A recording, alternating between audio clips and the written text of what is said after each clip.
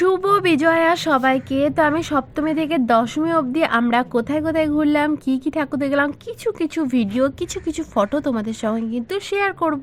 তো এই ড্রেসটা পরেছিলাম আমি কিন্তু সপ্তমীর দিন। তো আমরা প্যান্ডেলে প্যান্ডেলে ঘুরে ঘুরে কিন্তু অনেক ঠাকুর দেখেছি, হেঁটেও দেখেছি, কিন্তু রাস্তায় এত ভিড়, গাড়ি নিয়ে যাওয়া কিন্তু খুবই মুশকিল হয়ে পড়েছিল। তো যারা যারা রামপুরহাটে থাকো তারা তো নিশ্চয় সব ঠাকুর দেখে ফেলেছো।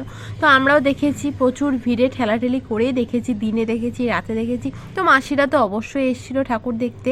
তো মাসিদের সঙ্গে ঠাকুর দেখেছিলাম। এই শাড়িটা পরেছিলাম হচ্ছে অষ্টমীর দিন দিনের বেলায়।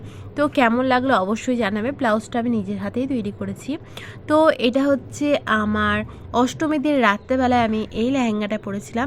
তো লাস্টে আমি তোমাদের সঙ্গে কিছু কিছু ফটো শেয়ার করব, যেগুলো খুব সুন্দর এসেছে। তো তারপরে আমরা এদিক ওদিক প্যান্ডেলে ঘোরাঘুরি করলাম, এই ভিডিওটাও করা হয়েছে। তো তারপরে নবমীর দিন দিনের বেলায় পরে নিয়েছিলাম আমি এই ড্রেসটা, আর গোপু সোনাকে নিয়ে চলে গিয়েছিলাম ঘোরাতে।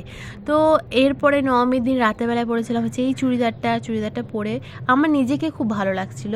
তো তোমাদের কেমন লাগলো অবশ্যই জানাবে।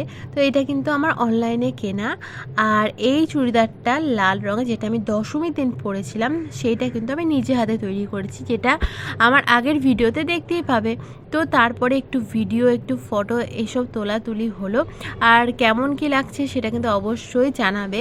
তো ভিডিওটা খুব একটা বড় করলাম না, ছোট্ট ভিডিওর মধ্যে তোমাদের সপ্তমী থেকে দশমী অবধি কী কী ড্রেস পরেছি, কী কী ফটো তুলেছি, সবই তোমাদের সঙ্গে একটু একটু করে শেয়ার করলাম। তো কারা কোথায় গিয়ে ঠাকুর দেখলে, কী কী ঠাকুর দেখলে, সেটা কিন্তু অবশ্যই কমেন্টে জানাবে।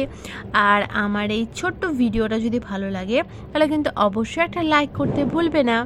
আমরা কিন্তু রামপুরহাট ছাড়াও আশেপাশে অনেক জায়গায় ঠাকুর দেখতে গিয়েছিলাম, কিন্তু ঠাকুর দেখতে গিয়ে এত ভিড় আর গাড়ি চালানো এত অসুবিধা ভিড়ের মধ্যে, সেজন্য কিন্তু সেরকম কোনো ভিডিও করতেই পারিনি। যে ফটোগুলো তুলেছি সেগুলোই দেখলাম তোমাদের সঙ্গে শেয়ার করা যাক, কারণ ভিডিও ব্লগ এসবগুলো পুজোর সময় একদমই ইচ্ছা করছিল না। মনে ছিল শুধু ঘুরবো, বেড়াবো আর অনেক অনেক মজা করব। তো বাবাও কিন্তু পুজোতে ছুটি পেয়েছিল, ফটো দেখে বুঝতেই পারছো যে বাবাও কিন্তু এবছর পুজোতে ছুটি পেয়েছিল, কারণ আগের বছর বাবা ছুটি পায়নি। তো খুব মজা করে কাটালাম। তো আজকের মতন এতটুকু। তো আসছে বছর আবার হবে।